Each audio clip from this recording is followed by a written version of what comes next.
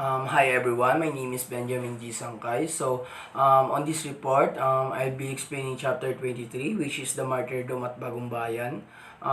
This chapter tells the story of Dr. Jose Rizal's last moments before his execution. His courage, faith, and love for our country. So, let's start.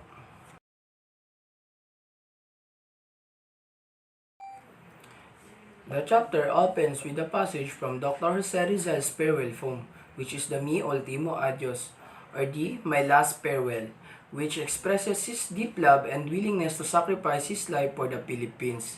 This line serves as a reflection of his patriotism and bravery as he faced death with honor and peace. Ang unang bahagi ay tungkol sa tula ni Rizal na Mi Ultimo Adios or My Last Farewell. Dito ay pinakita ni Rizal ang kabuuang damdamin niya bago siya mamatay. Sa tula, sinabi niya na handa niyang ialay ang buhay niya para sa Pilipinas na tinawag niyang Pearl of the Orient Seas. Makikita dito na hindi siya takot mamatay, kundi masaya siyang mamamatay para sa kalayaan ng bayan. Para kay Rizal, ang tunay na pagmamahal sa bayan ay ang pagbibigay ng sarili kahit nakapalit nito ang buhay. Ibig sabihin, si Rizal ay hindi lang basta makata o manunulat, kundi isang taong handang magsakripisyo para sa bayan. Yung tula niya ay patunay ng tunay na pagmamahal hindi lang sa salita, kundi sa gawa.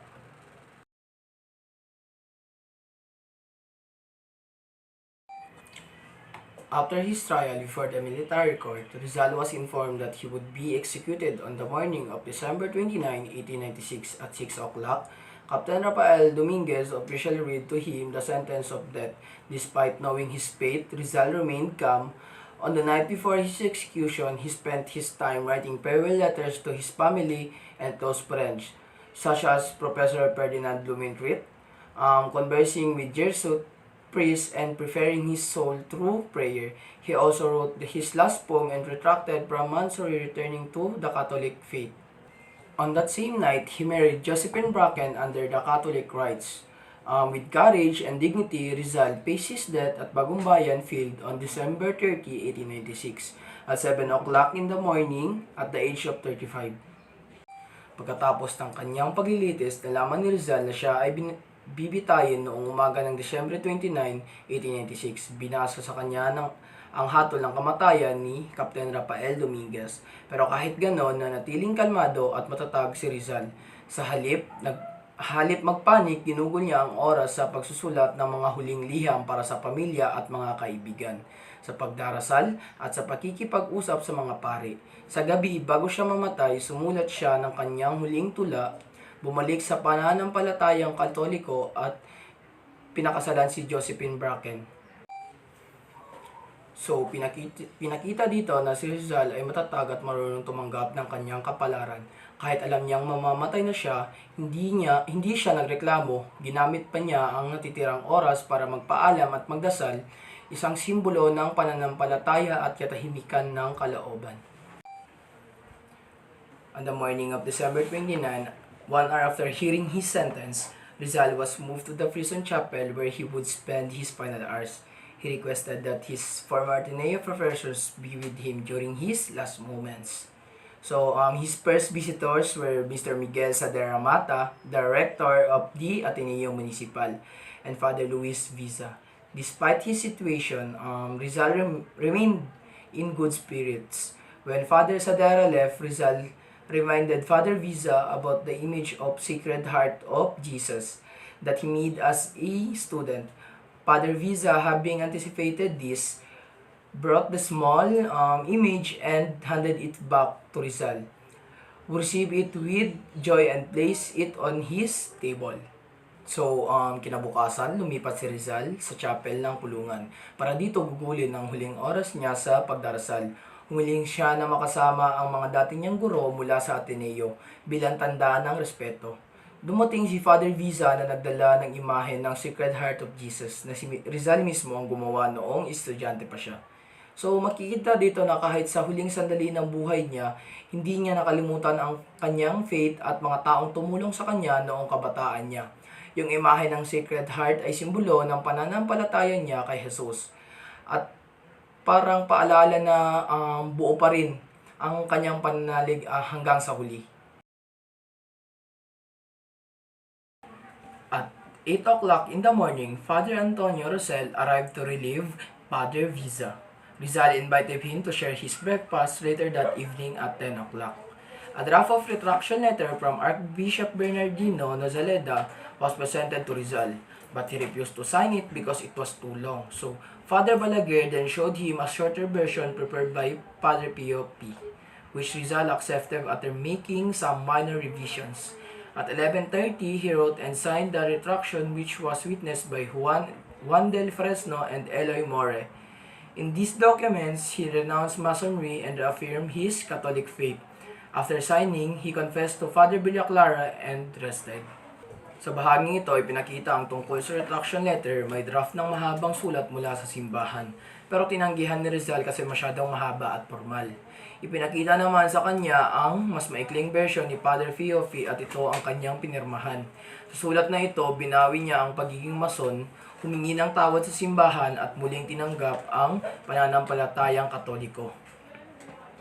Ibig sabihin, bago siya namatay, gusto niyang maayos ang relasyon niya sa Diyos. Pero dapat tandaan, ang pag-retract niya ay tungkol lang sa relihiyon. Hindi ibig sabihin nito na tinalikuran niya ang pagmamahal niya sa Pilipinas o ang laban para sa kalayaan. In the early morning of December 30, Rizal woke up at 1:30 to pray and prepare himself spiritually. He prayed with the rosary in hand while wearing a blue scapular of the Virgin Mary. He read from a prayer book entitled Acceptation de la Muerte and signed the page after the prayer of charity. He then confessed again and read Imitation of Christ by Thomas A. Kempis. At 3:30, Father Balaguer celebrated Mass, during which Rizal confessed for the fourth time and received Holy Communion, while kneeling in deep devotion. Noong madaling araw ng Desyembre 30, maagang nagising si Rizal para magdasal. Binasa niya ang Imitation of Christ ni Thomas A. Kempis, isang religious book, paulit-ulit siyang nagdasal at nagkumpisal. Nagpakita siya ng malalim na pananampalataya at tahimik na pagtanggap sa kamatayan. Makikita dito na handa na talaga si Rizal, hindi lang sa pisikal kundi pati sa spiritual. Hindi siya nagalit o natakot, bagkus buong puso niyang tinanggap ang gusto ng Diyos para sa kanya.